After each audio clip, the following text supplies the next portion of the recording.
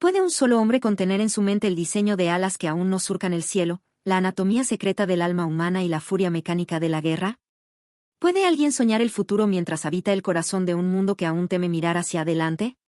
En los márgenes del tiempo, entre los estallidos dorados del Renacimiento, emergió un ser cuya imaginación no conocía los límites de la época ni los barrotes del dogma.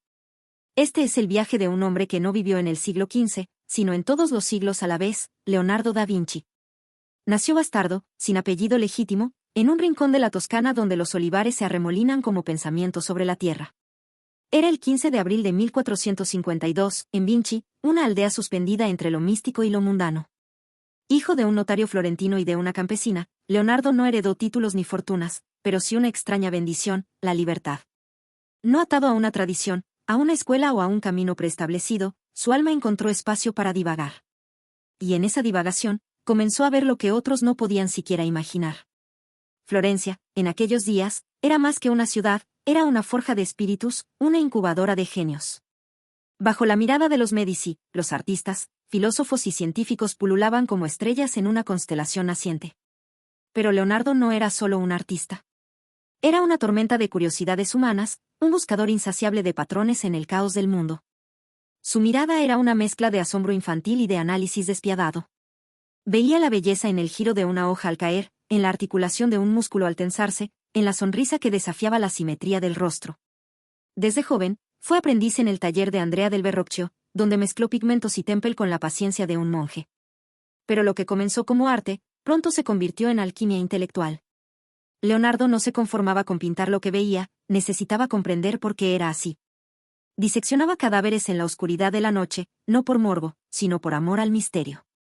Trazaba nervios y huesos con la misma pasión con la que otros escriben poesía. En sus cuadernos, más íntimos que cualquier confesionario, el mundo se desplegaba capa por capa, como si cada página arrancara un velo a la creación. Era zurdo, escribía al revés, como si el tiempo lo leyera desde el futuro. Su caligrafía invertida no era un secreto, sino un símbolo. Leonardo vivía en oposición al orden aparente. No era un hereje, pero tampoco un creyente obediente. Creía en la naturaleza, en su perfección matemática y su lógica sin piedad. Y esa creencia lo convertía en alguien peligroso.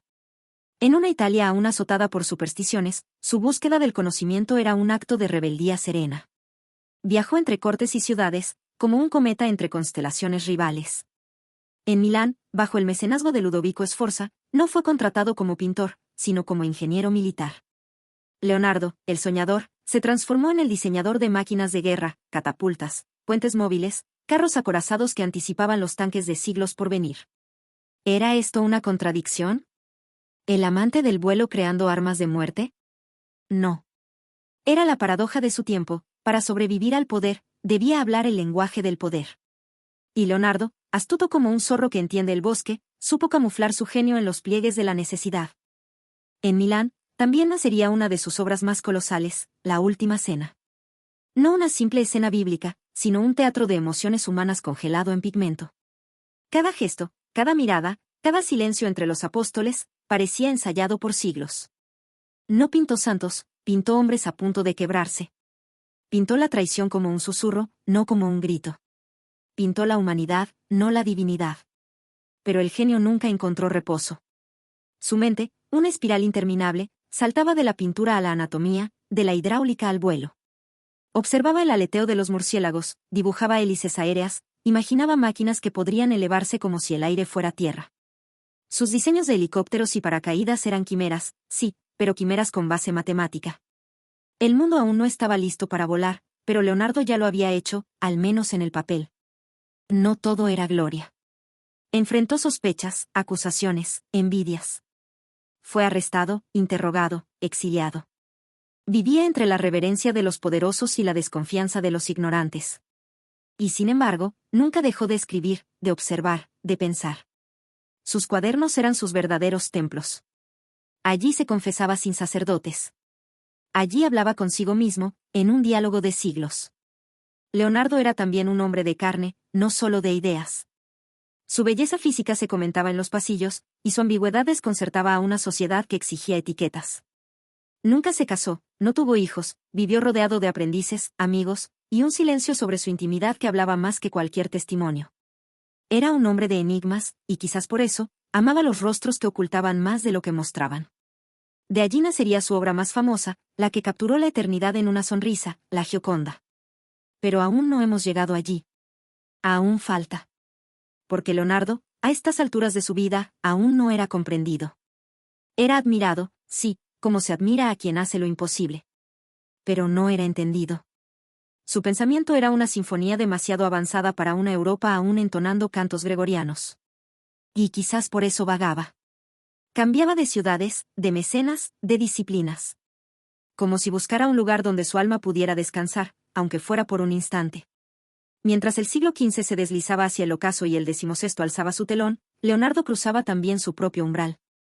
Ya no era el joven aprendiz de Verrocchio, ni el ingeniero de Milán, ni siquiera solo el pintor de Florencia.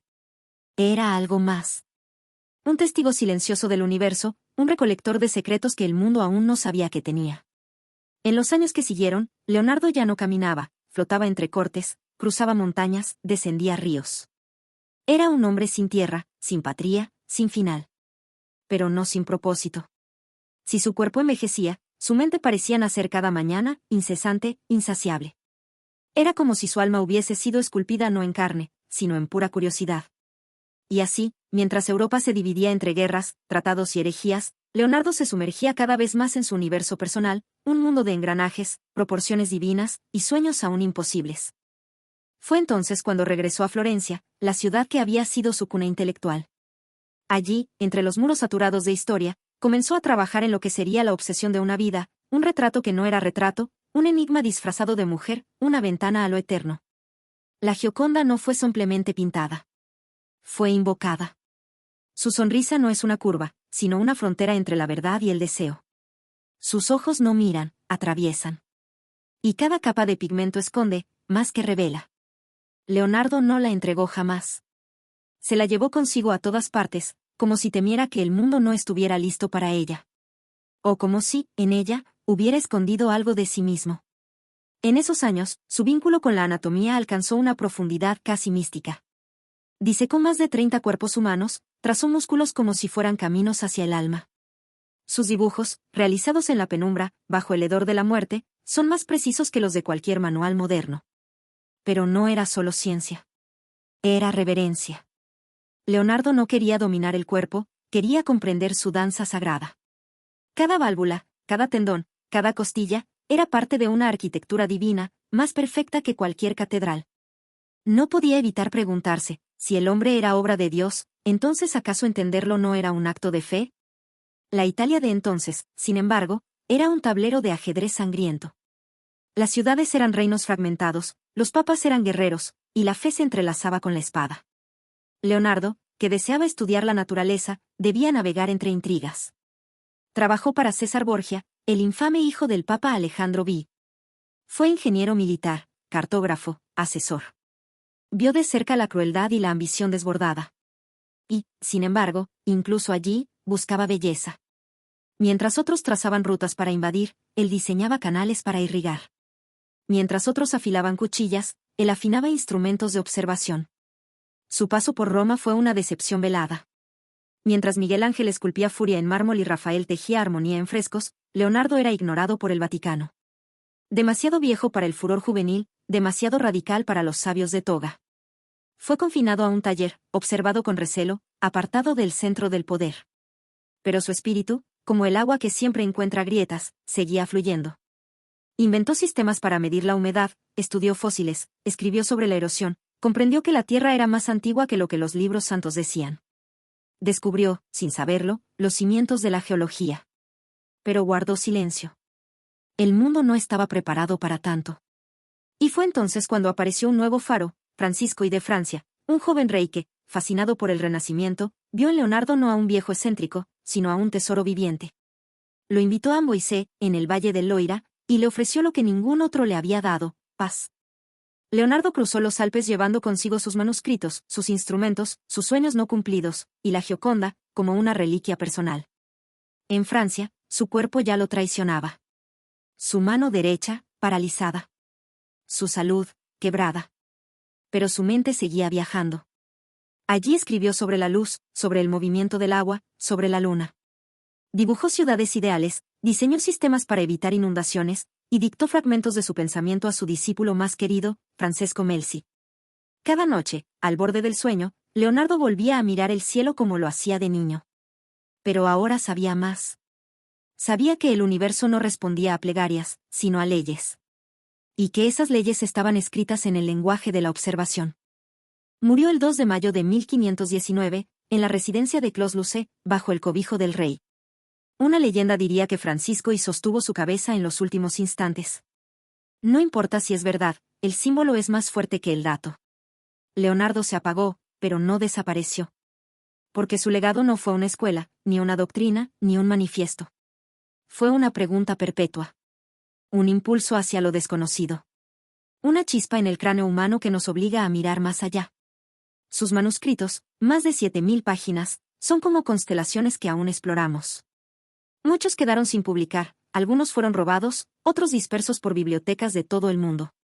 Pero juntos, forman un mapa del espíritu humano en su estado más puro, el asombro. Allí están sus notas sobre la aviación, su comprensión de la óptica, sus observaciones sobre el vuelo de los pájaros, sus experimentos con espejos, sus estudios del corazón humano como bomba hidráulica. Cada página es un grito silencioso hacia el futuro. Y el futuro respondió. Siglos después, sus ideas serían retomadas por ingenieros, artistas, médicos, físicos.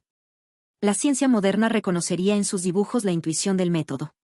La aviación descubriría que Leonardo ya había soñado con helicópteros y alas flexibles. La anatomía se rendiría ante su exactitud. El arte lo canonizaría no solo como maestro, sino como frontera. Pero quizás su mayor legado sea otro. Una actitud. Un modo de mirar. Una insatisfacción eterna con la superficie de las cosas. Porque Leonardo no quiso dominar el mundo, quiso comprenderlo. No quiso fama, aunque la tuvo. No buscó poder, aunque lo frecuentó. Quiso saber. Y eso, en su época, como en la nuestra, sigue siendo el acto más revolucionario de todos. Hoy su rostro, tallado en estatuas, impreso en billetes, y reproducido en películas, es casi un símbolo sin carne. Pero si cerramos los ojos, si leemos sus notas, si seguimos la línea de su trazo, aún podemos oírlo susurrar desde el polvo de los siglos. Nos dice que todo está conectado. Que el arte y la ciencia no son enemigos. Que la verdad no teme la belleza. Y que en el centro del universo, quizás no haya respuestas, sino preguntas bien formuladas. Leonardo da Vinci no fue de su tiempo. Fue del tiempo mismo. Un testigo del infinito, atrapado brevemente en un cuerpo humano. Y desde allí, soñó el futuro, mientras el mundo apenas despertaba.